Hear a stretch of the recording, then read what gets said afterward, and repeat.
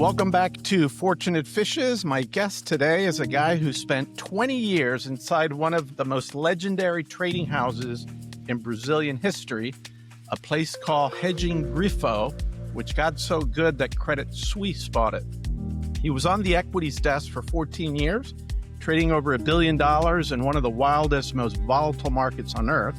He then walked away from it all, moved to Miami, and built his own firm from scratch. Aston Capital Management now runs over $500 million for wealthy families, mostly Brazilian, but other Americans as well. And he's focusing on Brazilians that want access to the U.S. markets and all kinds of products.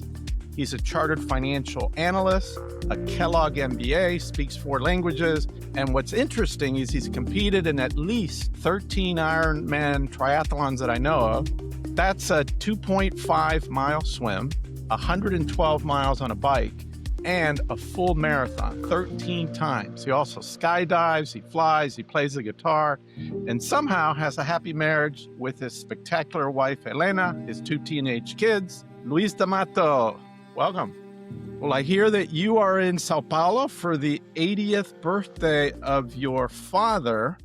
Tell me a little bit about, your life in Brazil, your dad, and how you were raised that made you do these crazy things that you do. And for people that don't know, when you're on a trading desk, if you weren't moving forward, you were walking backwards. Those guys are so sharp.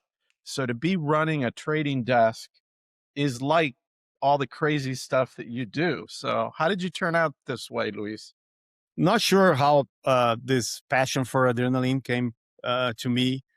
My dad is very traditional. He's a very smart guy, very bright student. He went to the top engineering school here in Brazil, but he has a very traditional, job in telecom. He worked for the Brazilian national telecom company, international long distance, when I was born in the 70s, called Embratel.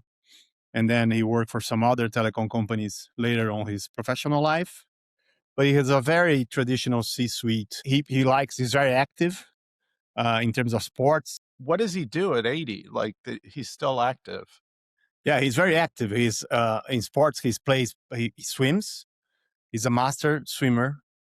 He competes in master swimming competitions, which is very good at his age, and he wins a lot of stuff because there's not a lot of 80-year-old swimmers that are competing still.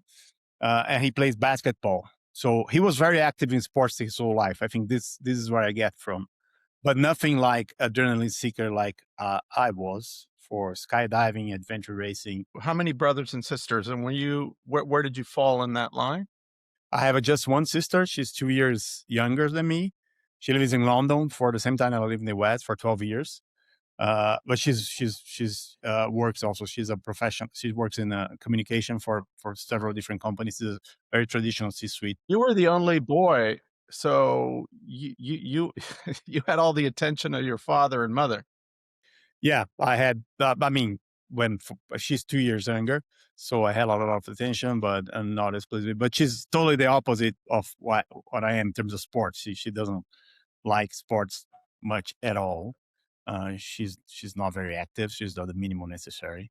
And my mother as well. My father was pretty active, but I don't know where that adrenaline. One thing that's interesting though is that I remember well when we were younger, when you go to some of these amusement parks, my father and my mother they never liked this feeling of roller coaster or this rides that are more aggressive. Right. And myself and my sister, we always loved it. So we're the ones that, because until we got a little older, we never went to a roller coaster because my father and mother, they don't do it. Right. But when I was older, we both start going and then we love it. So that's probably, and she still loves this kind of the feeling. She's not very active, but she loves the feeling. And then, with skydiving, flying, I got this adrenaline all the time. Yeah, you and I share that also. But, and my mother hated it when I jumped out airplanes and all the things that I did. But I want to go back to Hedging Griffo. You were on the equities trading desk for 14 years. And for people that don't know, Brazil's markets are notoriously very volatile. What is the single most insane trading day that you ever lived through? And what did it teach you about managing money? Oh, well, this is, I think this is the most insane trading day was September 11th, 2001, for sure. Take us to that day. I was trading since 1991. I started at the desk when I was 19 years old. By the Wow. end of 1991, it was December 1991. I was hired as a trainee. In Brazil, it's very common to work while you're in college. So I was in the end of my second year in college, and I had worked in some other smaller firms before. And then a friend of mine from my class told me, these guys are looking for someone at the equities desk at Hedging Griffo. He worked at Hedging Griffo in another department. And then I said, okay. The only thing that I knew about financial markets by that time is that I did in the futures exchange, which by that time was called BMF. I did one course about gold.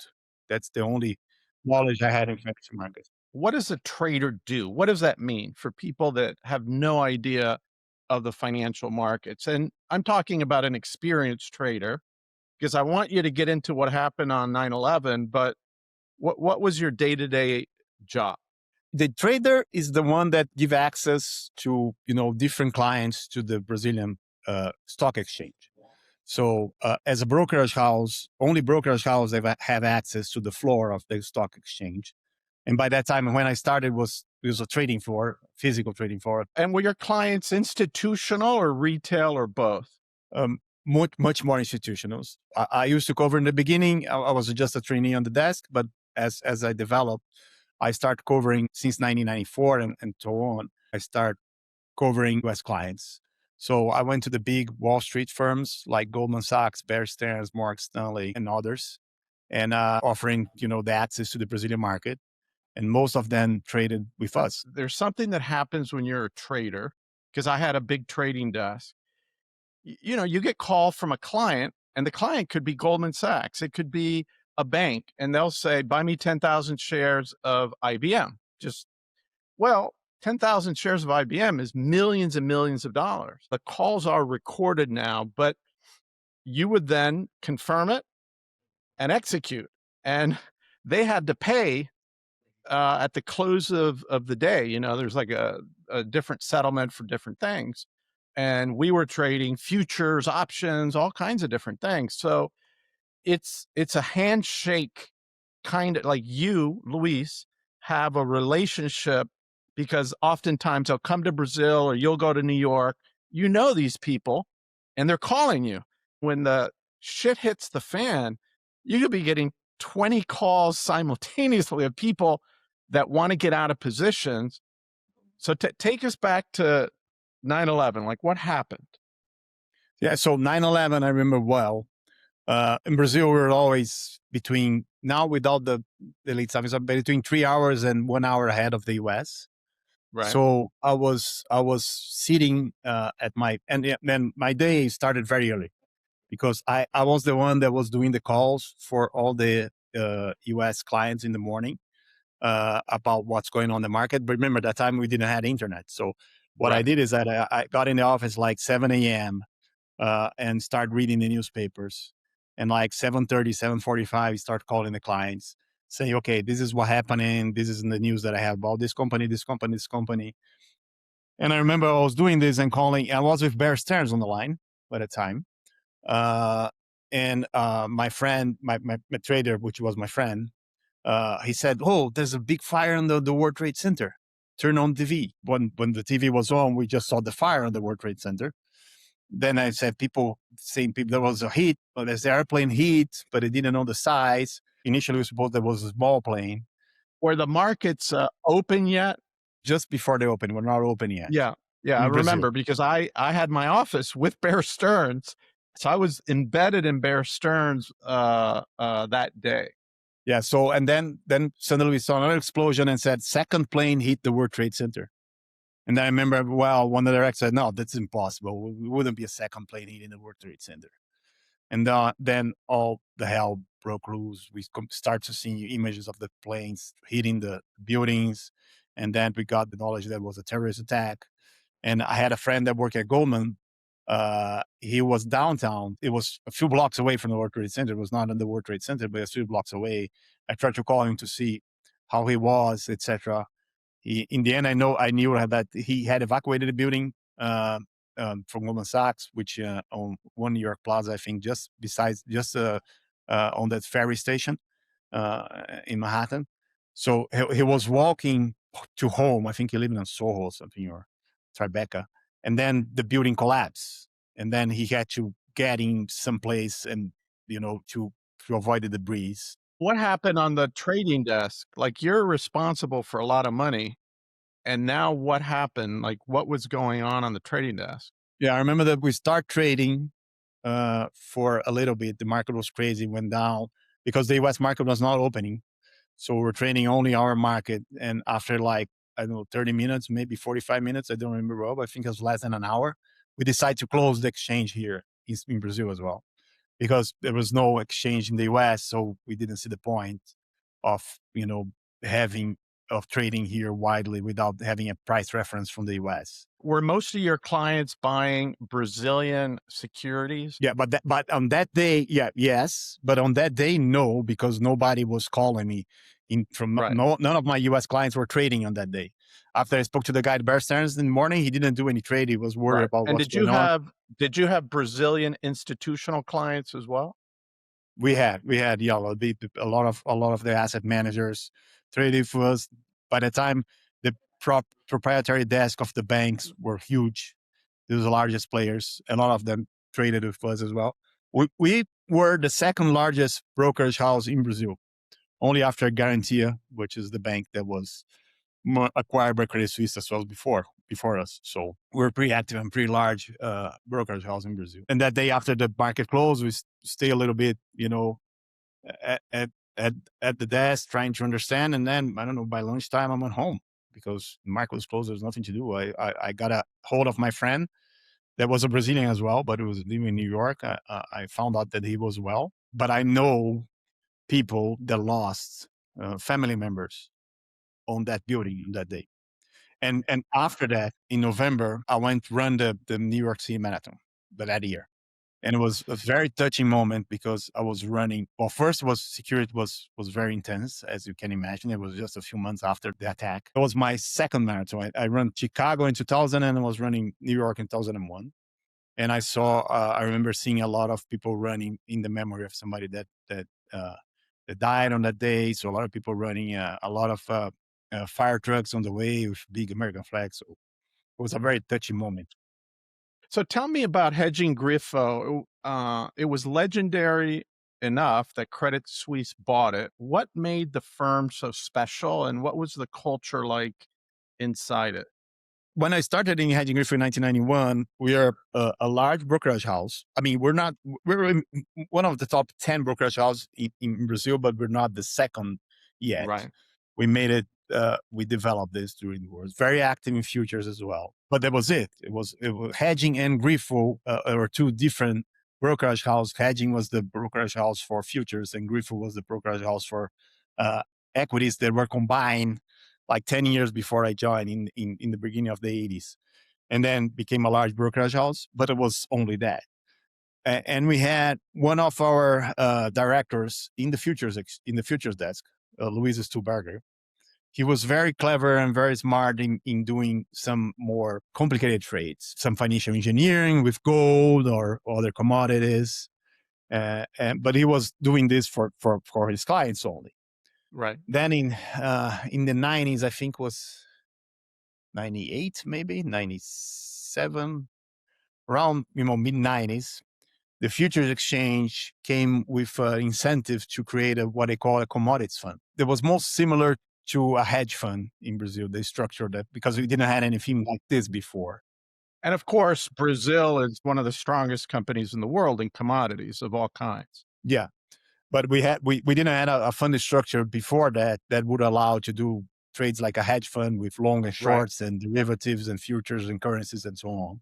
So we had only mutual funds. So that's when you started to really grow at that time with these new products? So the future exchange provided this new structure called the commodities fund.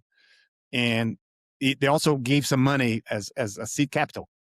So we took this opportunity, and then we started the Verde fund, which Verde in Portuguese is green, and we call like this because it was like a commodities fund that could do anything. And then he started doing his trades in this fund. And what did that fund ultimately grow to in terms of size? Oh, it was like $6 billion, I think, Wow, in the that's a highest lot. point. Yeah, That's a lot.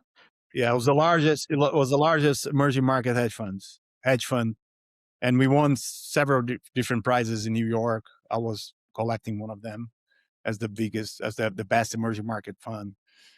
And he had a good run in the beginning and a fantastic run in 1999 when we had the currency devaluation in Brazil, because we had the real plan, which is the plan that ended up inflation.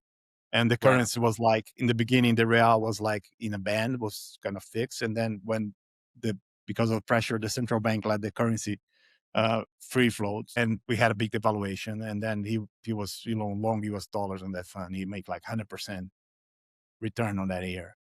And after that, Wow. it's keep growing. And in the beginning of the 2000s already, the fund was large and we closed. So during most of the 2000s, the fund was closed because of its size.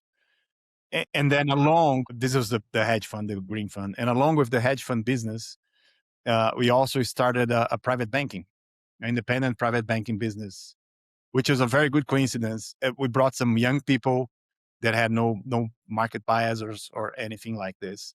And they grew up their client base along with the green fund, which had a fantastic return. So all the clients were happy. And then when it got acquired by Credit Suisse, this was 2007, we're the largest hedge fund in Brazil, largest asset managers, and the largest independent private banking as well. Got it. So you mentioned Luis Stillberger. So you worked alongside him. He's one of the greatest fund managers Brazil has ever produced. What did you learn from being around somebody operating at that level? And and and what kind of lessons would be valuable for our listeners that you learned from him? Yeah, he was a very bright guy. I learned from him that he pays a lot of attention. He's not the kind of trader that keeps looking at the Bloomberg monitor the whole day. He talks to people, reads a lot. He's always carrying on a pile of paper with him, stuff that he has to read. He likes to talk to the people in the real economy, like company holders or people that are clients of the green fund. They can talk to him. So this is one of the things that I learned. I also learned to be, always have some exposure in equities, no matter what. We always kind of have. It's very hard to do market timing, so we always had a equities exposure, what increase or decrease depending on his view, but he always has some equities exposure. That's super important. And even like if you look at R360 now, the equity exposure is about 28 to 30%, but they're always in. Like I just went to 20% cash, but I'm long energy, I'm long defense stocks, I'm long precious metals. The other thing that I think most people don't understand is the concept of rebalancing. Can you talk about that? And for those of you listening, let's say you had 4 ETFs, make it really simple. And once a year at the end of July, you want to have 25% in each of those ETFs. Well, what happens is by mid-year, one of them could be up 40%, another could be down 10%. And at that time, you bring it all back to 25% by selling and buying. And by rebalancing just once a year, your returns over 20 years could be 20% versus 11%. So you Yeah, got to be smart about obviously the positions that you're in. That's an easy example. You only own 4 ETFs, not 100 companies. But tell us about that, Luis, about always being invested and also the concept of rebalancing periodically. yeah. Rebalance, I think, is one of the most important concepts that you can find uh, in finance and in portfolio management, especially for the long term, because it's avoid one of the strongest human behavior bias, which is to be risk taker when we're losing money and risk averse when we're making money. So you always had the sensation when something is going up a lot, and you feel like you're the FOMO missing. You're missing the opportunity. So once you buy it, and when something is falling, you're always afraid that it's going to fall more, so you don't want to buy it. You want to sell it all. So when rebalance, it does exactly the opposite.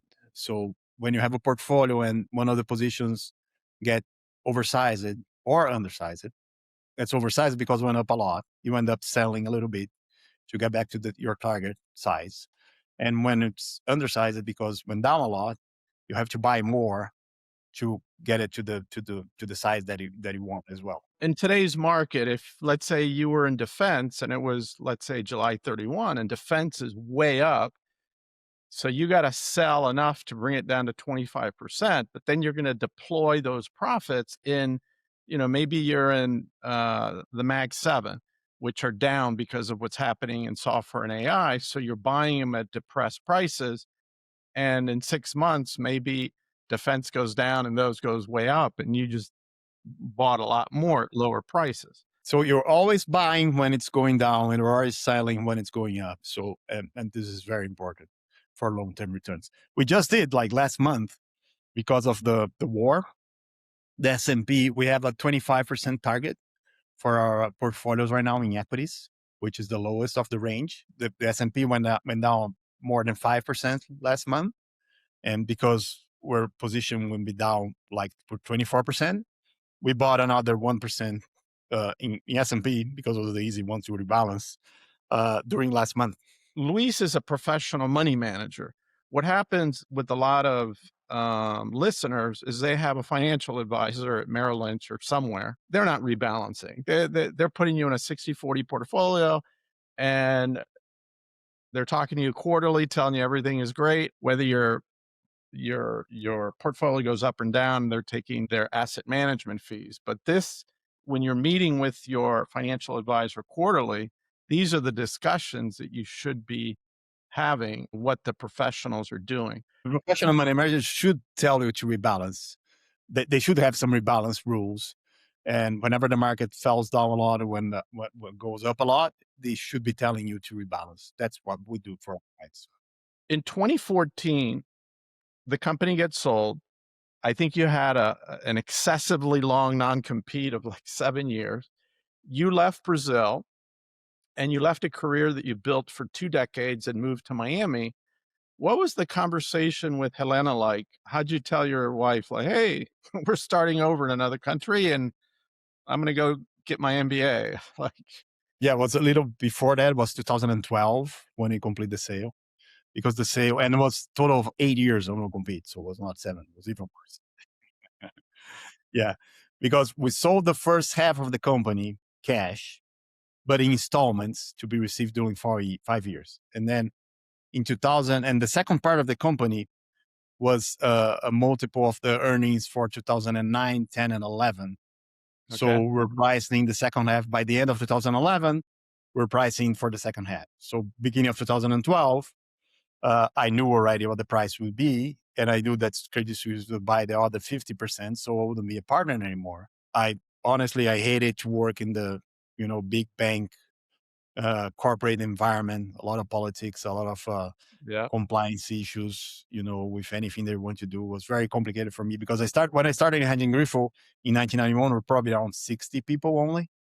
Always a partnership. A lot of people, Luis, say when a big bank like Credit Suisse or any bank comes in, the soul of the original firm kind of dies. That's what most people think, and it happens because of everything. It was a big corporation. I saw it, and because you had no owner, we had like situations like I saw the bringing managing directors for all over the world to New York for a meeting, everybody flying business class, everybody staying very expensive hotels, and then they cancel the meeting. So they have like 20 people doing this and then sending back without any reason. So there's a lot of money being expended in the wrong way, in my opinion, because there was no owner. And it was totally different. Hedging Griffo, when I was doing my last role there, I was doing business development for the asset management. So whenever we want to travel to visit clients in Europe, for example, I would take a connecting flight because it was cheaper.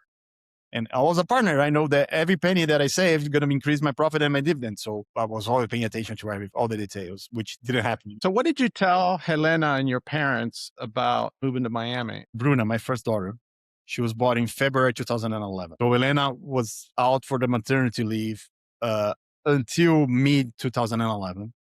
And I knew already that by the end of 2011, we're going to price a second path and I'll probably leave.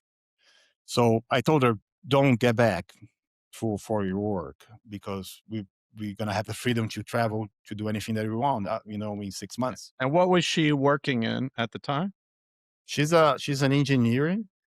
She's an engineer, a production engineer. And she was working in the large petrochemical company in Brazil called Braskem. Okay. So that's what she was doing there before. And then she never came back to her position. By the beginning of 2012, we were free to travel anywhere, do whatever we want. And I couldn't work because I had no compete until 2015.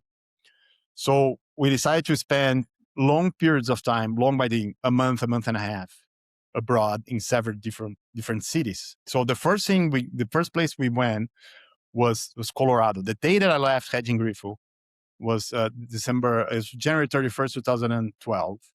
The day I left, I went immediately to the airport, took a flight to Snowmass, Aspen in Colorado, rented a house there for 45 days and spent 45 days there. And were you skiing? Yeah, I was skiing. I was, running my portfolio a little bit, but training for the Ironman. I was doing everything there. And my daughter first birthday was there. Wow. And of course, if you're training for an Ironman up in the mountains in the altitude, that's better for you, right? Yeah, it was very good. It was very hard in the beginning because it was very high. But after that, when I got to the sea level, we were much better. So, and then after that, we had 2012, I had the London Olympics, and we love to see sports. We went there and we spent a month in London. From London, we went directly to Paris, where we spent another month and a half, and then back to Brazil. And then on the following year, 2013, we also spent another month in Colorado and 1 month in June in Switzerland, in Geneva. Great. So you and Helena had a nice time to kind of decompress, travel, meet new people. Yeah. So I think what makes the biggest difference when you travel for like 1 or 2 weeks on vacations, in staying in a hotel, you don't get the feeling of how it's life in the place that you are. When you're for a longer period of time, when you're in a house or an apartment, and you get a day to day, you get the feeling of how's life over there. And then when you do that, you realize that, your quality of life in Brazil, it's so bad because of the violence, because of the traffic, because of the pollution.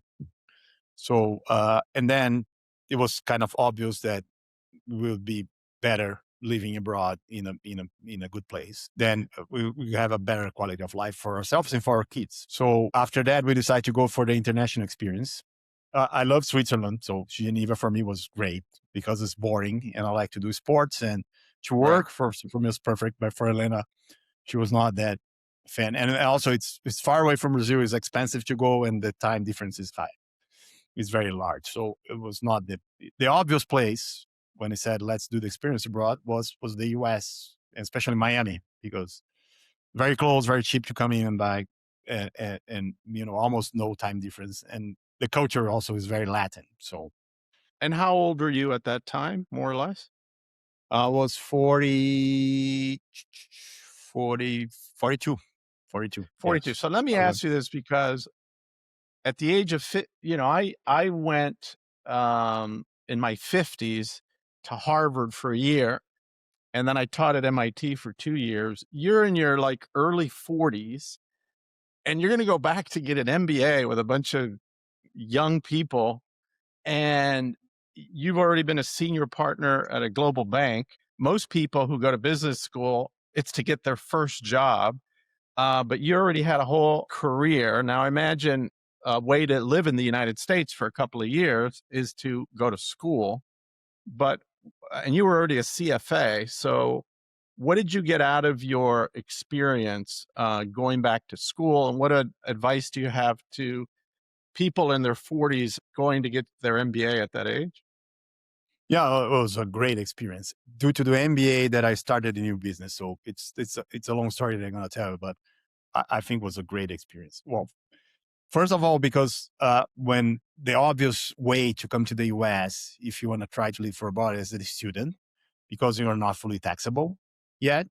So when we decided to go, say, this Miami is the place, I said, well, I never did an MBA in my life. So let's see, I want to do a master's degree. And then a friend of mine told me, you know, that Kellogg has an MBA campus, MBA campus in Miami. And I said, really? I didn't know that. And they have the executive program. The executive program of Kellogg runs in Evanston and Miami. So we always have one cohort in Miami, one cohort in Evanston at the same time. It's the only school that I applied that was accepted, and I came. So it was a very easy choice. And by the time that I went, you know, Kellogg was ranked the first MBA, executive MBA in the world. Yeah, and it's a great campus in Miami. Now, is that a 18-month or 2-year program? 2 year. We have a lot of. Usually, it's the regular schedule. It's starts on a Thursday. It's Thursday, Friday, Saturday, and Sunday once a month. And we have some longer weeks. When you start the program, is a full week, and there are also the electives that you go travel abroad. You have a full week as well. And I imagine that the because it was an executive MBA, that the students were older, y probably a great place to network with professionals, and you probably made a lot of great friends, right? Yeah, we did have a lot of great friends from Kellogg. My class was around probably the average age was 30, early 30s. I was one of the oldest, but I was not the oldest one. I have another friend that was a little older than me that was there as well, former executive. And it was great, a great experience. I mean, the Kellogg program and it offers the opportunity to have classes all over the world because they have partnering schools in the Canada, Germany, Israel, and China. In the summer, they do the International Week in Evanston. So they bring people from all over the world to do classes together. So that was a great experience that I had. And also when you do the electives, you can choose which countries you want to do. So when to before besides Miami and Evanston, where I do some electives, I did also electives in Canada and Germany. So it was a very enriching experience. Yeah, and as a big coincidence, like my sister's fiancé, Marco, was in your class, so I think that was, like, crazy that he knows you, and, he's a managing director now at RBC. So I had, amazing professors. One thing that I loved about Kellogg is that, you have a class and you got a book, right? For that subject. And usually the professor that's teaching the class is the one that wrote the book.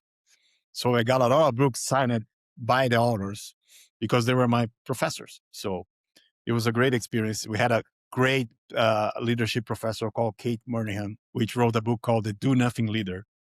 So it was very important in my life as well, how you don't avoid micromanaging and let people do their stuff. So then you'll be a better leader.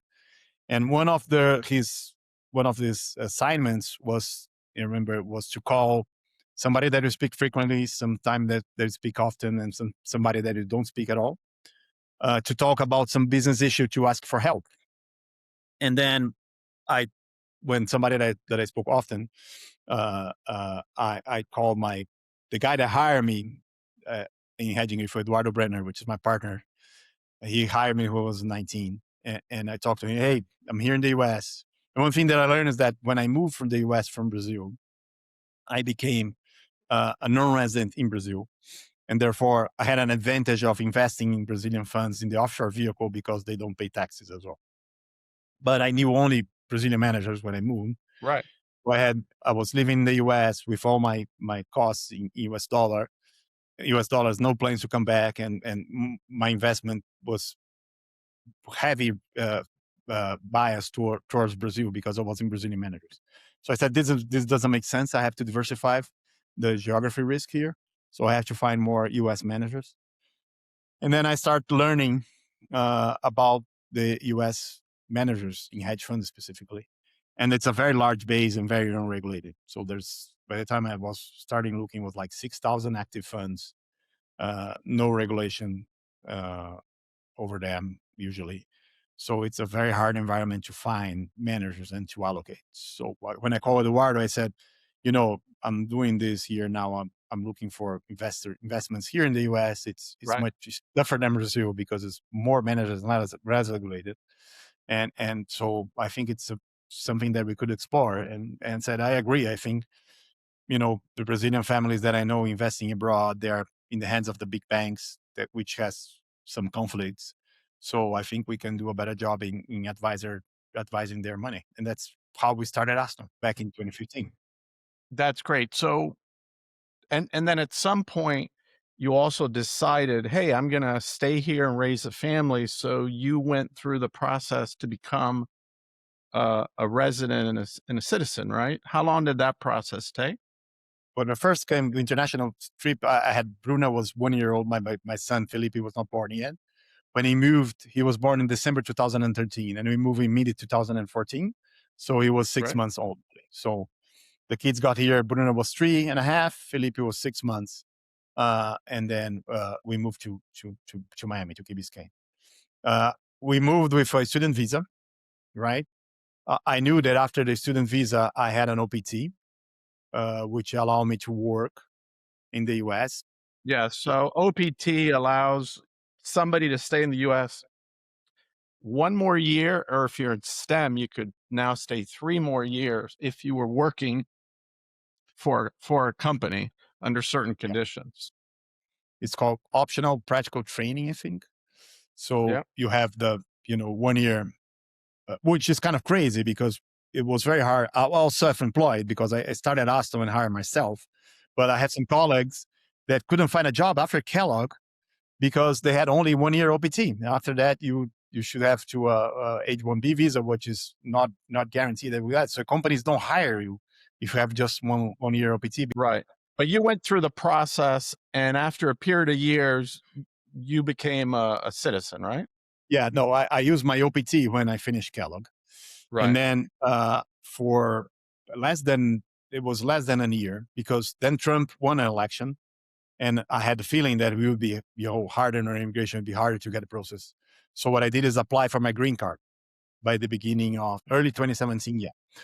I think he won the election in late 2016, right? To start the terms in Yeah. 2017. So beginning of 2017, I applied for my green card under the extraordinary abilities visa, which is a visa that if you show that you did pretty well when you're a professional, whatever it is, you can get a green card directly. You don't need to a sponsor. You don't need a visa or anything. You can get a green card directly. So I did this. I got the extraordinary ability green card. And then after 5 years of green card, and the process was pretty quick. I remember I applied by like April, and by September, I got my green card. So, and after I got my green card, after 5 years of green card, you can apply to the US citizenship. And that's what I did. It was 2023 when I applied for my citizenship, and Elena's as well, and the kids. So we are all US citizens. So, Luis, now you stumbled into something, pretty smart in that you're a money manager, trader in Brazil. You know all the institutions there. You know wealthy families, and you could be their eyes and ears in the US, finding allocations to US managers. You would do due diligence on different managers, find good ones, and then allocate capital to those managers. But what's the hardest part about building a financial firm from zero in America when your entire network, your reputation, and your track record is in Brazil? Yeah, this is a very good point. We use the contacts and the reputation that we had in Brazil to bring the assets that we started. Oh, first, but the initial money was mine and Eduardo. We Right. put $10 million each on the Aston fund to start the business, and then after that, I started doing the wealth management. So, but yeah, the initial capital we brought from Brazil, and and the challenge that we have now is after many years doing this for offshore clients and also for local clients, because I'm a local US taxpayer, Right. so my allocations is totally different than the allocations for the Brazilian families, because they don't have to worry about the tax consequences, and I do. So we have a couple of US taxpayers as our clients, but it's definitely the biggest challenge is to bring your reputation that you have already in another country to the US, to make you people, aware of your background, what have you done, and everything else. Also, is in terms of financial education, I think is very important. I see my role as more important as a financial educator than anything else. So you have to avoid the traps. There's a lot of financial traps that come through to our clients for institutions that are worrying about making profit instead of not necessarily taking into account the best interest of the client. So there's a lot of financial traps. And also there's all the emotional behaviors that we have that I mentioned before and some others that is difficult to avoid if you don't know the subject well. So, Luis, um, why is it so hard for a wealthy person outside of the US, Brazil, or anywhere else, let's say in Latin America, Europe, to invest in the United States? Like, what are these traps for international families of wealth? Yeah, well, first the big banks usually they have a very good platform for liquids. So if you want to trade bonds, mutual funds, equities, Right. usually you're well served. But when you go to alternatives, and we have a lot of classes in alternatives, hedge fund is one of them, but not the most important one. I think especially you have on private equity, private credit, private real estate. It's much harder to find good products in these large platforms. They have some, but usually it's very expensive and only the very large managers. And when you look to managers overall, usually the more niche, smaller managers tend to outperform the larger funds because with a lot of assets, it's harder to find good opportunities and to deliver good returns. Then you have to be here present in the US to find this, smaller niche managers. This is something that you cannot do from Brazil. There's managers very rarely will go to Brazil to visit. So this I think this is the most important part of the job. And also the banks wouldn't put a smaller manager on the platform because the capacity is small and they don't want to run the risk.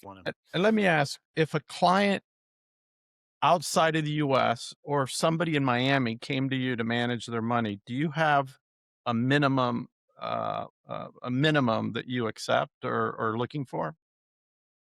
We have for do wealth management.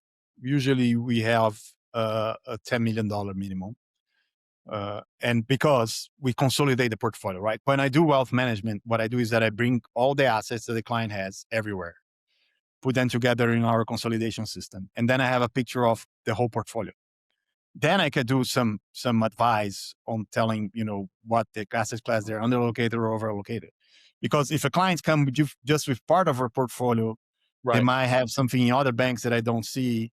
And I saw this before. I saw, people having like a loan in one bank paying SOFR plus 150 basis points. On the other bank, a portfolio of treasuries yielding less. So which doesn't make any sense, right? Why are you paying more on your loan that you're getting your investment? So you're looking at their whole picture, but also like if they have income producing real estate, you would know about that. You would know their whole financial picture. If they had an Yeah. operating business, you would know, are they going to sell it? Are they keeping it long term? What's the value? Someone that has an operating business, which is a private equity, right? If it's not listed, this is a private equity exposure going to be high. And then probably we're going to have a lower exposure in public equities because he also already has a lot of exposure in private equity. So we do, it's tailor made for each client. This is for the wealth management business, right? We also have an advisory business that we do advise in liquid credit funds, which is one of the best performing categories we have on privates. It's private credit overall because it's different from private equity and venture capital and even real estate nonetheless. Since we Right. increased rates in 2022, this is the funds that usually generate a mid-teens return and they recycle the money faster. So every 4 or 5 years, you get our money back. So those one of the best performing asset class that we have historically. So we created an advisory business. I have a partner called Rafael Ades, which is focused only on doing this. So he selects these managers, invest the money, show to their clients, and then the clients decides if they want to do or not. So on this business, the minimum is a little lower. It's between $5 and $10 million of committed capital. which is going to translate in like deployed capital probably in 80% of the number. Yeah. You have a fund of funds, right? With hedge funds? The Aston Fund started as a pure fund of funds back in 2015 with my money and Eduardo's money. Mine was the Aston Fund US, which is for US taxpayers, and the Eduardo's Aston Fund offshore. Then this portfolio evolved from a pure fund of hedge funds.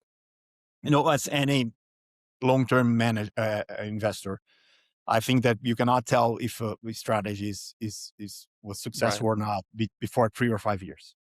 So when we started in 2015, when I look back to 2020, after 5 years of track, I looked to the Aston Fund. I said, "Whoa, great! That was better than the hedge fund index, but the hedge fund index was terrible."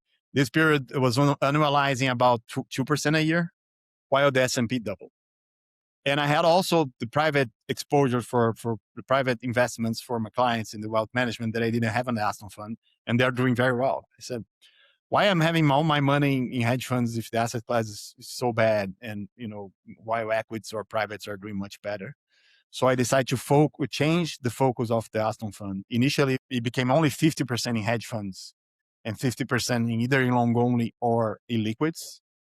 And then in 2023, after I had some new partners joining, we decided to make the Aston Fund the same allocation that we have for the wealth management clients. So we have a asset allocation committee that once a month. And then on the asset allocation committee, given the macro scenario, we decide what's the target allocation for all the different asset classes that we have. So what the Aston Fund now does is reflects all these asset allocations, and we try to have in the Aston Fund the same exposure that we have in the wealth management portfolios. So we have a little bit of everything. It's a very diversified endowment style. For the Aston Fund, the minimum is $100,000. So client, if somebody wants to come with a smaller amount and can allocate in a diversified portfolio, endowment style with all asset classes, they can do the Aston Fund. So the 100,000 minimum is for which fund? For the Aston Fund US and Aston Fund offshore. Got it. And that's invested in other managers. It's invested in all the asset classes through either managers or ETFs or bonds. For example, we have like ETFs of the S&P, DAX, FTSE, but we also have managers that do long-short managers that do biotech, Asia, China, Got it. real estate. And does everybody get the same allocation? Yeah, on the Aston Fund, yes. We have US tips, for example, as well. So we have a little bit of Got it. And what are the returns after fees been over the last couple of years, for example? We analyzed last year was the best year for the Aston Fund, was about 12%. The year before was like between 8 and 10. We had a drawdown in 2022. After that, we analyzed probably around 10%. Got it. After fees for the investor? Yeah, after fees, net. Got it. So look, there's lots of people listening right now that do not have the money saved to access your services, and let's say wanted to put it into that fund, but let's say it's somebody that has less than $500,000. What advice would you give them? 3 red flags that should make them run, and 3 green flags that means they found a good person to help them manage their money. And of course, you could go to a bank, you could go to a brokerage house, you could go to a registered investment advisor. But what advice would you give a professional, a younger person, like how to find a good person to work with them to help them manage their money professionally? First of all, the banks, they have to understand that the banks are not the fiduciary. They don't have a fiduciary duty with their clients. I mean, they don't have to act in the best interest of their clients because they have to act in the best interest of the shareholder. You cannot do the 2 things. Either you do the best interest of your shareholder in the bank, or you do your clients, because sometimes they get in conflict. So they do the best interest of their shareholders, not of the clients. Obviously, they cannot do a bad job for the clients because if they do this, all the clients will leave. But they don't have necessarily to put the client's interest first. That includes if your financial advisor is at Goldman Sachs, right? Yeah. If it's a registered investment advisor, independent, that's different. It's different. But if you're a part of a big bank, probably yes. You can always ask. Right. So that's the first thing that will pay attention. And then it's very hard. And something, usually they charge fees that you don't see, right? Because they get rebates from other managers. They sell you products where they have a spread that you don't see. So you pay all these fees and you don't know. Why, if you go to an independent advisor like we pay the fees and you see the fees. So, and humans have this tendency as well. If they don't see something, even if it's worse, they feel less bad than when they see somebody charging something. So even if you say to them, you're not doing, you're not, you're paying more in the bank that you're paying for the advisor because they don't see it, they want you to feel better. Your first advice is to seek out a fiduciary. Now, fiduciary could be a certified financial planner, independent. It could be a registered investment advisor who has, I would say I would go to someone with a minimum of 300 million or more, and they're advising you on an individual basis. They're looking at everything, and Yeah, and they and should. they right, and they know you over time.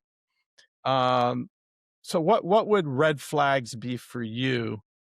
Like, hey, stay away from this person. Yeah. The other thing is that I would say that if you're paying, you can pay on a fee basis that you're paying a fixed fee, or you can pay on trading, whether they're going to charge they don't charge you anything, they just charge you only on trading. But when you pay on trading, be aware that probably they're going to be incentivizing you to trade much more than you should because they're making money when you trade. So that's the second thing. Right. So that's a commission business. You want to try to stay away from that. The other is you're going to get a percent on the assets, or you could work out, like if you were with a CFP, or you could work out a flat fee, and that would be, hey, you're going to pay me X for managing your portfolio, and you're going to pay me every quarter, a quarter of that yearly fee that we agreed to. Yeah, you can pay. You can pay also a performance fee. Depends on the returns, what aligns interest as well. And then when you do this, you have to pay attention of the risk of the portfolio, because if you're paying only performance, you have the risk of somebody taking more risk than they should because they want to generate more performance and therefore more fees. So that's the different models and what you should pay attention to. In terms of red flags, you gotta understand the people's reputation, what they, what have done in the past. If they have any, lawsuits with clients for reasons of not doing, managing well. And those things are easy to check in the US. You should ask for 3 references. It's a no-brainer, like, "Hey, give me." They're gonna give you clients that are happy, but you can at least, you know, "How long have you been in business?" 15 years." "Great. Give me 3 clients." I would talk as well with the former places that they worked before. Say this person worked in that bank, call the bank and said, and then you can ask, why did you leave the bank? And then you can go to the bank and said, why did this person left? Right, especially if it's a new person, they've only been in business a few years. Obviously, if they've been in business 15 years. It's not very hard to do a background check nowadays. You have a lot of websites that do it. You pay a little fee and they do a background check on the person. You can do a background check on the person. I'll definitely do that. That's what I do Right. for our funds. For every fund that we invest, we go through all the, traditional institutional due diligence process, which includes a background check for any key person. Right. Let me talk about the average person hears hedge fund and they think of that movie with Gordon Gekko. And what does a hedge fund actually do? And why should a regular investor even care about that asset class? Hedge fund starts on the, if I don't recall, 70s or the 80s, the concept where, before that you had only mutual long only funds, which suffer a lot when the market goes down. So the idea was to create a portfolio where the manager could be, shorting stocks as well or doing hedges. So they would suffer less with the market sell off. In the beginning, the markets, the hedge funds were, when they started, there were very few of them. There was a lot of inefficiency in the market that they can conserve. Even when I started working, as a broker in the 90s. There's a lot of inefficiencies in the market that don't exist anymore. But that time, they had a very good run in the beginning. And then, after that, some funds got too large and, performance on average was not that good, but you still can find very good managers. We still have some of hedge fund exposure. And I think what's especially good about hedge funds is if they work well, is the one that has less volatility. So reduce the volatility of, which is the risk of your portfolio, right? If Right. you have only equities and bonds, when there's a big, market moves, you're going to have a lot of variation on your portfolio. While if you have other alternative investments, including hedge funds, this is going to reduce. And also, you can have the negative correlation depending on the strategy that you have. For example, the macro discretionary funds that you have tend to have negative correlation. So whenever it's a bad year, usually there's a lot of volatility, there's more opportunities, and then they make more money. So it's something that protects your portfolio as well. So I think there's an important role. We still have a 5% allocation in hedge funds, but I think it's an important role in the portfolio. And I used to run a hedge fund. So I ran the Thrift Value Fund, and we had a 37% compounded annual return for 5 years. Now, we were the typical 2% management fee, 20% of the profits, but our investors were walking away with a 30% return after fees. And we were hyper focused in a sector, which was the banking and thrift. And we were also active. We would come in and try to get our own members on the board, and we had a very unique strategy. So I think that is a reason to invest in a hedge fund. And there was a lot of consolidation going on in banking. So, I launched this fund in 1994. So from 94 to like 2000, you had this wave of consolidations. A lot of my original investments got bought and then got bought 2 or 3 years later. And that was a natural kind of thing. But you invest across equities, fixed income, credit, private equity, venture capital, and others. So if somebody handed you $10 million today and they had a 10-year time horizon, what would you actually do with it today?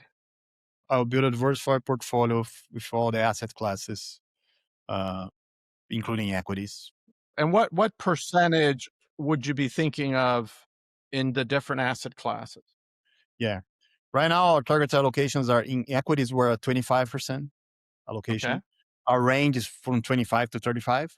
So we're in Okay. the lowest part of the range because of valuations are stretched. We're coming for a 3 year bull market, like it was 23, 24, 23, 24, 25, 3 years in a row of very strong returns. Right. So valuations are stretched. So we're at 25%. Uh, in hedge funds, we're at 5%. Though the asset class is tricky, it still can give you uncorrelated returns. And I'm gonna open a parenthesis here and talk about one thing that, since you mentioned the fees, one thing that people should pay attention now is the platforms. These multi-manager platforms, the large funds that they have a lot of managers around. They have a model called pass-through, which basically they charge all the fees. They don't charge 2% and 20. They do a pass-through. They charge all the fees from the fund. They pay from Bloomberg office, salary, bonus, etc. On these models, in a regular year, you can pay 7 to 8% of your profits. In a regular year, if it's a better year, you can pay more. So it's very expensive. So we got 25% in equities, 5% in hedge funds, 10% in cash, 10% in which is cash. high, but it's for two reasons. One, because equities valuations are stretched, and second, Right. become spreads in credit are very tight. So Right. spread in credit is the difference that you receive for running the risk, right? For example, if Right. you go to the high yield spreads right now, which is probably around 325 basis points, 3.2%, you're receiving for buying high yield bonds, which is much more risky than investment grade or treasuries. You're receiving like 3 and something percent. Give me the allocation and then come back to it. Okay. So we got 25% in equities, 5% in hedge funds, 10% in cash. We're at 40. What's the rest? 25% in credit, public credit. Then we are at 65, right? Yes, 65. And then we have 10% in private equity, 10% in private real estate, which is especially important for US taxpayers, and Yes. 15% in private credit. Okay, let's start with the difference between public credit, which you said is 25, and private credit is 15. So that's 40% of the bucket. What's the difference between public and private credit? Public credit is bonds. It can be high yields bonds or investment grade bonds or treasuries, right? So Okay. any type of bonds or mutual fund that has bonds, for example, munis. This is public credit. But there's some types of structured credit that you can put in public credit as well. For example, CLOs are traded. CLOs have several different branches. We can talk this about later, but it's also can be in public credit. And CLO stands for what? Collateralized loan obligations.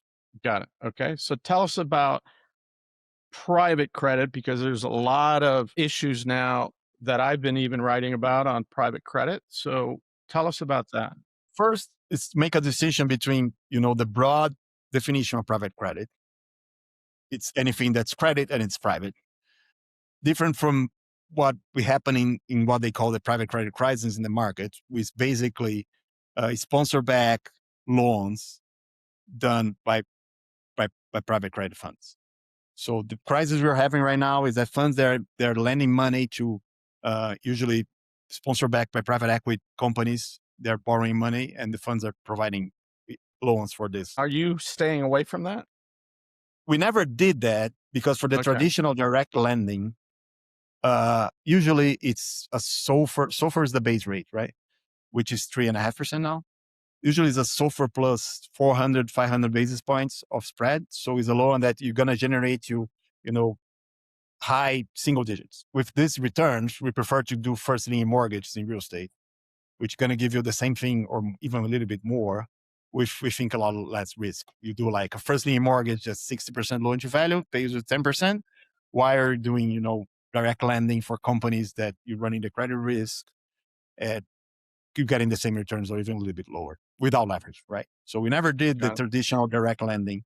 And the crisis that we're having now is a liquidity crisis because they package these loans in semi-liquid instruments. And then people are redeeming the money. They don't have the money to pay. You didn't mention venture capital. So you're not taking any venture capital risk. Private equity / venture capital is the same bucket. So the 10% of private equity includes venture capital. Got it. So you'll look at venture capital Yeah. as well. Coming back to private credit for us is any niche strategy that can generate like mid-teens return with no leverage or little leverage. Things like non-performing loans, distressed loans, sector specific, or distressed public loans. Right. So any strategy that can give you that has a drawdown fund that I can give you like mid-teens return without leverage is what we look at private credit. When you have 10 million and you have a 10-year time horizon, you're putting them into illiquid things. Yes, if you have 25% in securities and 10% in cash, you can access that at any time. But if you're in a hedge fund or a private equity fund, you have lockups. Usually there's a minimum of 1 or 2 years, and then you can sell on a quarterly basis after that. And some have different lockups that are even longer, but that's okay because that's part of what you're diversifying for the investor. Yeah, the way that we look, it's like what a third of the portfolio is in the liquids. Like you have, if you add all the liquid classes, 35%, and 2/3 is in illiquids. So 2/3 of the portfolio can sell anytime, anywhere. Even the hedge funds, which are in 2/3, you can redeem probably in 1 year or get the money back. When you look to private equity and venture capital, you expect probably you're not gonna get your money back before like 8, 9, or 10 years even. On private credit, the terms are shorter. You can get money back like in 5 or 6 years. And in real estate, theoretically, if everything goes right, you can get your money back in 5, 6 years. But it depends on the vintage. Like the vintage that have after the 22 are taking longer. So yes, you're not going to be liquid on this ones. If I have $10 million and I'm interviewing a lot of different managers in the US and I come and I meet you, one of the things I would think about is that Brazil's economy has been a roller coaster for decades, hyperinflation, currency crisis, political chaos. Does growing up in that financial environment give you an edge that somebody who only knows the American markets doesn't have? Oh yeah, for sure. But even in the US markets if you've been through the crisis that you had in the past. But in Brazil was like in the US, probably in my career, it was like I saw two big crises was the 2000 dot-com bubble and the great financial crisis. Why in Brazil, emerging markets, you have every other year. So it was much more frequent in Brazil. So yeah, and also you get more sophisticated as well when you see inflation coming and the ways that protects inflation. I think is a good background. Also, when you're looking for a financial advisor, I mean, you have a very prestigious chartered financial analyst, CFA. The average, you got to take a test a year. There's 3 different years. The average person takes 5 years to complete it because they failed twice. So you have that degree, plus you have an MBA, plus you have 20 years of market experience as well. So those are the things that I would be looking at. To manage money, you have to have a lot of discipline. You have to be patient. As Charlie Munger and Buffett always talk about, it's putting your hands and sitting on top of your hands with your Yeah. ass is what makes you money over the long term. But you've done 13 Ironman triathlons, 2.5 mile swim, 112 miles on a bicycle, 26.2 mile run. What happens to your mind, like at mile 80 on the bike, when you still have a freaking marathon to run? Usually you break the segment. You've trained so much for so long that when you get to the race day, first you're recovered because on the week before the race you take it easy. So they call that the polishing. It's what's the name? The term in English was it's a term in English that you do the polishing. So you got Yeah, the temporary. I think temporary. Yeah. yeah. So you get in the race very well rested, so you can do a good race. And then you break by segments. So when you go swim, you're thinking what you need to do on swim, where you're going to be, position, where the currents, what you should do, etc. Then on the bike, you think about the bike, what you're doing, how much speed you're putting. You don't think about when you're swimming. You don't think that you got a bike, I'm gonna run. No, it's you think what are we doing? At least I did, and most of my races I did without a watch as well, which I think helped me a lot because I was not paying attention to my rhythm. I didn't know how fast I was until I finished. So I think I was going by sensation. How much was my feeling? And you got to conserve your strength. It's not like you can go all out because then you finish that. It's like, now I got to go bike 100 miles or whatever. But Luis, you also skydive, you fly planes, you ski, you do adventure racing. Is there a connection between the kind of person who voluntarily puts themselves through extreme physical suffering and the kind of person who can stomach the risk of managing other people's money? I think it's probably yes. I mean, I love the adrenaline of the financial markets. I love the also trading desk. I think was trading desk every day is a different day. There's a lot of things going on. There's a lot of adrenaline, a lot of shouting and screaming, and buying stuff, and very happy when you do a big trade and trying to make win for their competitors all the time. So I think it's a big drive as well as a lot of adrenaline and in my professional life as well. And I think what endurance sport told me, is to keep the discipline, to keep the resilience, and to believe in the process. Then you're able to do it because the hard part of the Ironman is the training. It's not the race day. Race day, you were there for your train. It was like 6 to 8 hours training sessions during the weekends and then you have to do every weekend and you have to do like 2 or 3 hours of aerobic every single day during the week. So this is the hard part is to have the discipline. Tell me about Bruna and Felipe. Do they think you're nuts? Do you think they're going to do this when they grow up? How do they think about what you do? I don't think they believe I'm nuts. I think they like, we, for example, is skiing. They started very young, much younger than Elena and I. So Bruna is a better skier than both of us. And Wow. Felipe is in the same level. And Bruna also, she doesn't have the fear factor in her. So loves to do, extreme things, and she's comfortable about the risk. And also, I think they've learned by observing. Like, so when we're, for example, we did a bike trip 2 years ago. Went to the Paris Olympics with them, Right. which was thing I always had because coming back, my first Olympic experience was in Athens, 2004. I had some friends that were going there. They had been to Olympic Games before, the Summer Olympics, and I never did. So they said, "Oh, look, we're going," and I said, "I can go to Greece and go with you as well." So I watched my first Olympics in Greece in 2004, and I was amazed.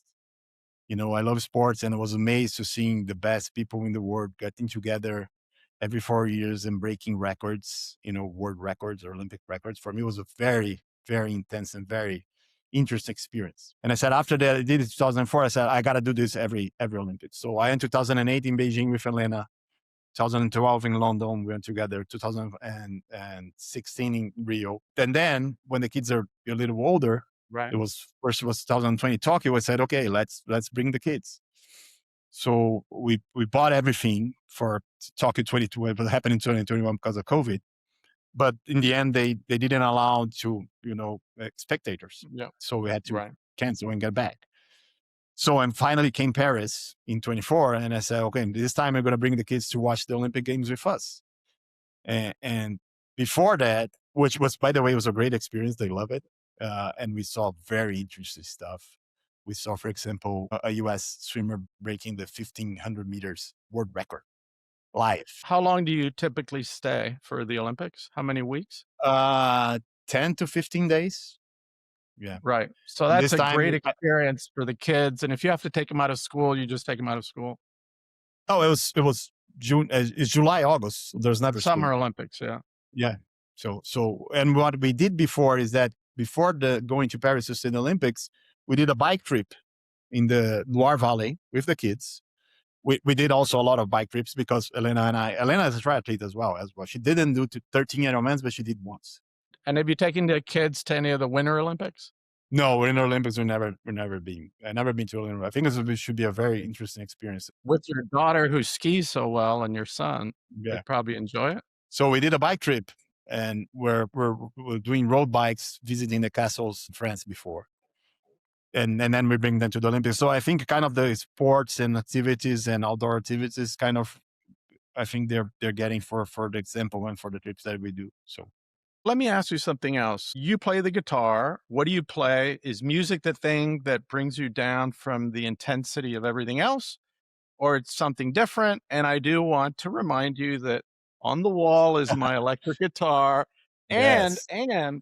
I got to show you something. Our friend David Chu, for my birthday, bought Wow. me It's a a Fender, second electric a guitar. Telecaster.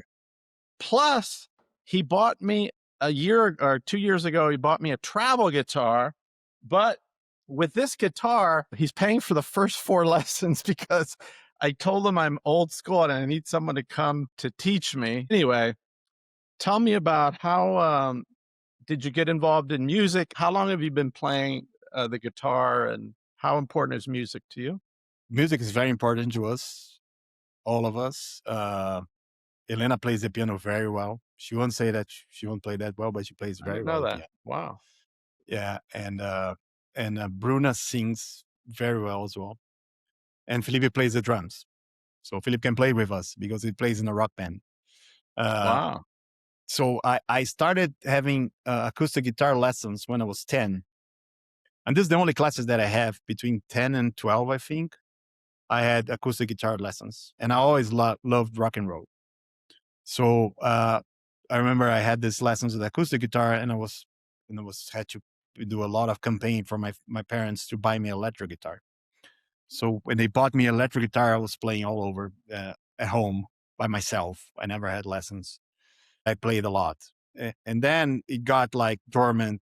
But the guitar quality was not very good, the guitar that I got, but I love it to play on my teenager years. And then because of work and everything else, family, it got like away from my life for a long period of time.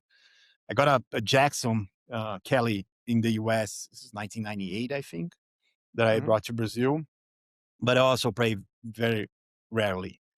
And then when I was already living in the US, it was probably like 4 or 5 years ago. I decided to give myself a birthday present as a Fender Stratocaster, and I brought it home and I started playing a little bit again. The thing that I miss most is have classes, so I'm always thinking about having classes sometime because that improve much better. But I'm still playing, at home. And last year was great. Because at Christmas, when we always spend Christmas in Brazil, there's a little show of the kids. They play the piano, the drums, they sing, they play guitar. And this past year, I was able to rehearse 3 songs with them, with Bruna and Felipe. And That's so great. Bruna and I, we did together one song of Fleetwood Mac on the acoustic guitar, another song that she liked that I don't remember the name right now. And then because Felipe was playing Enter Sandman from Metallica at his band, I played Enter Sandman on guitar, Felipe was on the drums, and Bruna was singing. And So I Elena think that's the wasn't on the best part. piano.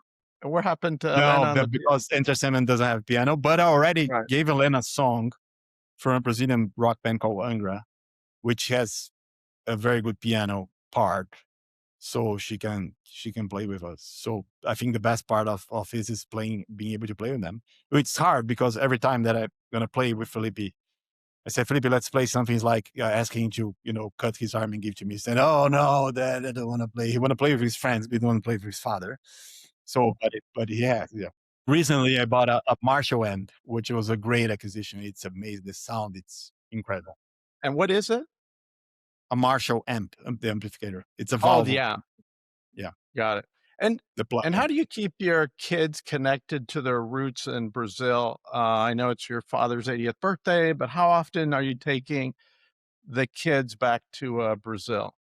We do this very intensively. First, at home, we don't speak English, only Portuguese, and then was hard because between them they speak English, but we said no. If you don't speak Portuguese at home, you're going to lose it. So and then what helps is that we every single year for Christmas and New Year's since we moved to the US since 2014, we're spending in Brazil. So we come every Christmas and New Year's to spend with the family, and then the month of July as well, which is very, as you know, very hot in Miami, very warm. We come to Brazil and I spend the whole month here. I still have a small house in the mountains, and it's winter here in July, so Yeah. it's amazing because there's like 40s and 50s, sunny, no rain, and Miami is like 95 at 7 a.m. with 80% of humidity. It's a good break. So we came with the family for a month in the summer and for Christmas and New Year's every year, and for work as well. Since most of my clients are in Brazil, I came like at least every quarter, at least 4 times a year.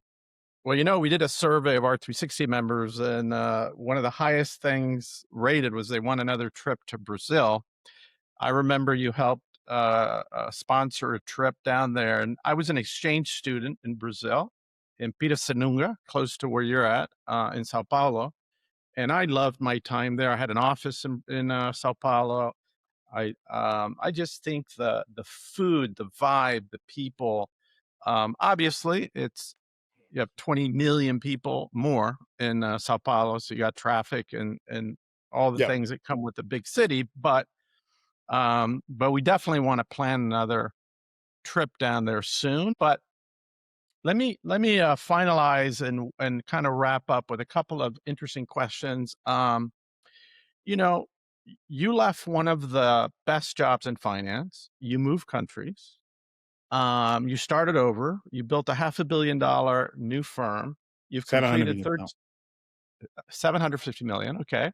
So you've completed 13 Ironman triathlons and you're still married. What's the one piece of advice you'd give to somebody who's thinking about blowing up their comfortable life to go chase something bigger? Well, I would say that, don't be afraid of the challenge. If your think your move is for the better, you should do it. And you should keep your focus and your discipline, and especially your principles. I think if you have principles and if you've done a career, you have a good reputation. But also you have to remember that, take years to build a reputation and minutes to destroy it. So I would say that's most important. It keeps you, sometimes doing the right thing is tough. Sometimes doing the right thing is not what you're going to make more money, but you should keep to your principles always. And I think in the end, you're going to do well. And also, lately, especially after reading some books, I read the book, The Die with Zero book. You understand that accumulating money is not necessarily your first priority. There's other stuff that are much more important. So I think it's having a comfortable life. It's obviously good, but there's other stuff that are more important.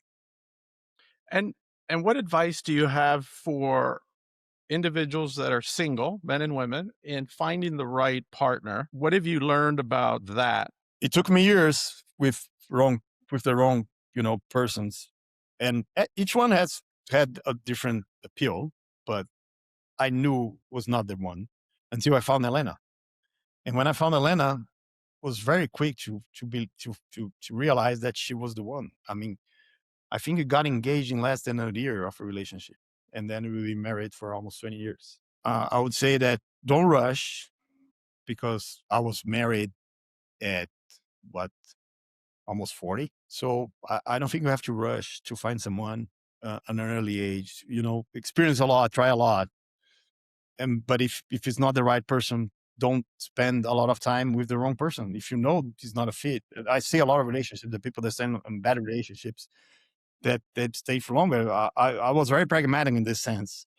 I had a lot of relationships that when I realized this is not the one, I just moved over to the next one. And I had a, Sure. son before I found Atlanta. I'm going to keep you away from my kids then. I have 3 unmarried kids and I'm looking for more grandkids, but Yeah, my wife is this probably is the different. this is the But bad part about it. You're gonna take longer to take it. but the important thing is to take your time, find the right person, and then did your parents like her immediately? And more importantly, did Elena's parents like you? Or did she think like, do they think you were too old or what? No, I'm 7 years older than Atlanta, but no, I think because she got married before 30. I think her mother was very happy. She even gave me a watch, and I said, "So your mother is so happy that you got married before 30 that she gave me a watch." And but I think I love my in-laws, and they're great. My and my parents, they always been get along with Elena as well. The last thing for me is books. Like, what's one of the like favorite books that you enjoy? Why? And other books that you would recommend to young people to read? On the financial side, Hmm. there are two books that I think are very important. One that's called The Psychology of Money, from Morgenhausen, which teaches the importance of, long-term investing, compounding, and savings. This is very important. I think this, if you read this, is not very, to be a successful investor, is not that difficult. You just have Right. to have the discipline, right? Yep. So, and this just shows how important the discipline, what difference the discipline makes on the long term. And in Yep. the other side of the spectrum is the Die with Zero, the book for the hedge fund manager that I don't recall the name right now, but it was telling that, if you die with more than a cent on your bank account, you did a bad job because you're not going to use the money. And everybody going to say, what about the kids? What about charity? He argues that you should give your money to the kids while you're alive, when Right. And probably charity too. when they most need it, when they're young and starting life. Then when they're, what it says that, average guy dies at 80, and the children inherit the money at 60, when probably they don't need the money anymore. Right. While when they're 20s, they need more. So this is one thing that I think is very important. One of the things on that line is, we believe wealth is more than money at R360, and you have the fishes, which is financial, intellectual, social, human, emotional, and spiritual. Your human capital are your kids, right? So I I met a guy in Toronto. I was there with my wife on this new longevity program, and he's in real estate. He's 27, and he just completed a year-long executive program at Harvard on real estate investment. And he's more of a multifamily guy, and this was more commercial real estate. But he took the class, and you have to complete it within 3 years, but you have access to the professor who wrote the book on commercial real estate and is a genius. So I called my nephew and my son who are in real estate, and I said, "Hey, there's this class at Harvard. Here's the link. If you pay 4,000, you have skin in the game. I'll pay the other 10." Um, because it's a kind of investment that you make. And my other kids, the same thing. If they want to get a master's, if they want to get a new computer or a new software program, I want them to know that they're my human capital, and I want them to achieve their full potential, whatever that is. And I will pay for it because what else is your money for, right? But what other books, podcasts would you recommend? Things that have helped you? I think there's one in more the lifestyle, the good life. I don't remember the author, but it's the Harvard study that shows that being following, Yes. multi-generation of people and seeing what makes them happy. And what makes them happy is definitely not money, it's relationships. Yeah. And by 50, if you had good relationships, which included a good husband or wife, that's a key. You're going to live a lot longer Yeah, by having great relationships, which is what I like about R362 is that, by the time you're older, your relations are pretty, you know who you know, but R360, you sit around 15 people that you become really good friends with over time. And that's really what is going to make you live longer and happier is having really good relationships. exactly. Uh, So you have to and pay you attention. I know last year, I think it was, you went on the biking trip with R360 and you met a bunch of people. I think Silver Kung was there, right? Yeah, I love he's a him. very nice guy. Yeah, he's going to go on this cruise. I'm going to be on with my wife in Ritz Carlton over the summer, but I went on a spiritual retreat with him and his wife, Doria, and he just won some Very nice. big, yeah, he just won some big awards for what he does. I know it's kind of like a money management fund, but for institutions, right? What he does. I think I understand it's in Switzerland, it's like a credit hedge fund in Switzerland, something like this. But I Yeah, didn't but get it's in into much Luxembourg. details. But Yeah. yeah, he's a great guy. But so you had mentioned Morgan Hauser's book, you mentioned Die with Zero, you mentioned The Good Life. Anything else? Yeah, there's a book, but well, this one, unfortunately, I don't have an English version yet. But there's a scientist in Brazil that wrote a book called Que Bobagem, which translates, how to translate that? What silly things, something like this. And Okay. she goes through every single side of pseudoscience, stuff that people try to sell as science, but it's not science. For example, astrology and other stuff. There was like 10 different pseudoscience. And she explains exactly where this came from historically, why it doesn't work, sitting mentioning all the the research, the scientific research that was done Right. through that. And what I think is interesting, because I always, this is my background, my father was very connected to science. So I remember when it was, you used to receive at my house the magazine called American Science or something that Popular used, science?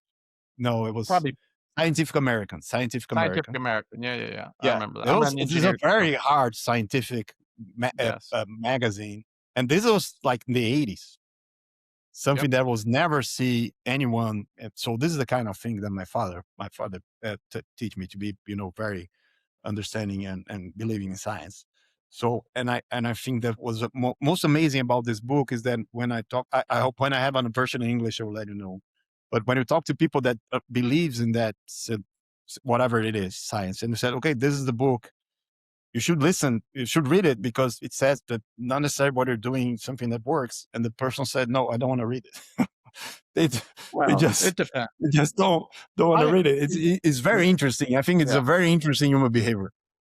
Yeah, I'm a man of faith and I believe in God. And there's a great book written by Rabbi Jonathan Sachs. He was the head rabbi in the UK, but he was also a member of the House of Commons. And he wrote a book about faith and science and why they both work and why, the greatest scientist of all time, Albert Einstein, believed in God, even though he was a scientist. There's also stuff in the world that you can't explain. I'm a curious person, so I'm always open. But as a scientist, I observe like, hey, let's do an experiment. You got this issue. If you can solve it repeatedly, then hey, I don't have to know exactly what you do, but if you can do those things. And of course, you know, you have Western medicine, you have Eastern medicine, which is totally different. When I was Yeah, in one of the India, chapters about Eastern medicine.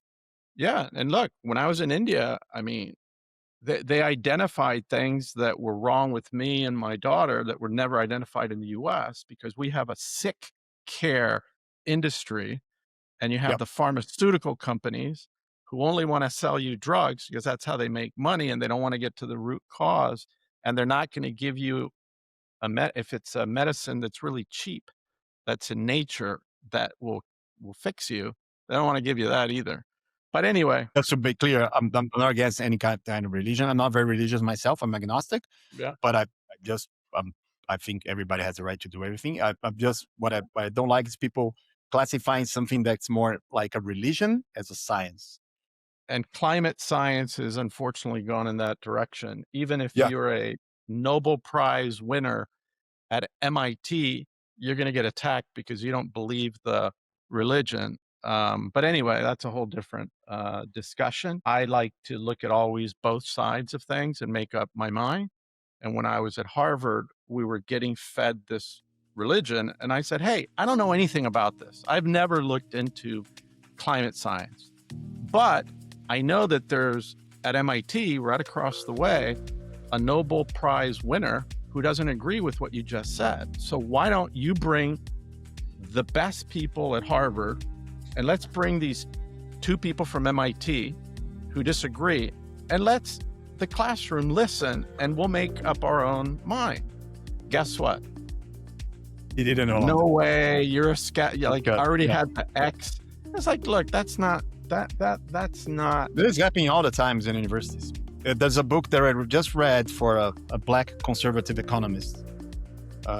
It's called Late Confessions, and he talks about this a lot, about how he couldn't get, free speech. There's something that was forbidden. This was awesome, and I really appreciate you taking time while you're on vacation in Brazil. Oh, it's Good Friday, so thank you for taking the time and recording the podcast today. So.